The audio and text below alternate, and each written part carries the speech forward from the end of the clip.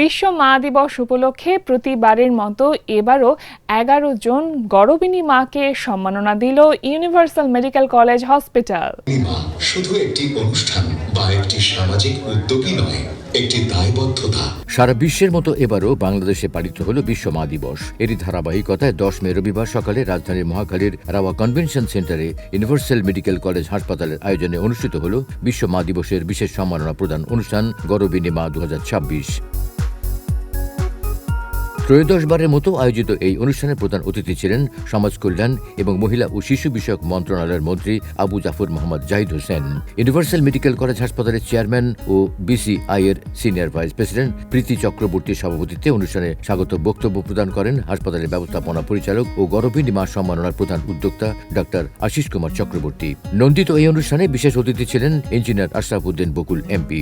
গর্ভিণী মায়েদের সম্মাননা প্রদানের প্রাক্কালে অনুষ্ঠানে মাকে নিয়ে প্রত্যেক সন্তান তাদের অনুভূতি ব্যক্ত করেন। এরপর অতিথিদের আলোচনা শেষে একে একে 11 জন সুনাগরিকের গর্ভিণী মাকে সম্মাননা crest, medal, free master health check up package, কাঠের ফ্রেমে বাঁধাই করা ছবি ও উপহার সামগ্রী প্রদান করা হয়।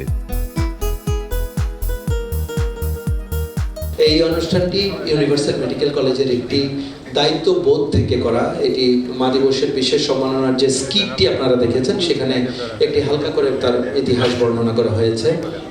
আমরা প্রতি বছর এই অনুষ্ঠানটি করতে চাই আমাদের অন্তরের অন্তঃস্থল থেকে, ভালোবাসা থেকে। আমাদের আজকের দিনে একটি প্রতিজ্ঞা হোক, একজন মায়ের স্থানও যেন বৃদ্ধাশ্রম না হয়, কারণ মা আমাদের প্রথম এবং শেষ আশ্রয়। মায়েদেরকে আমাদের যত্ন করতে হবে।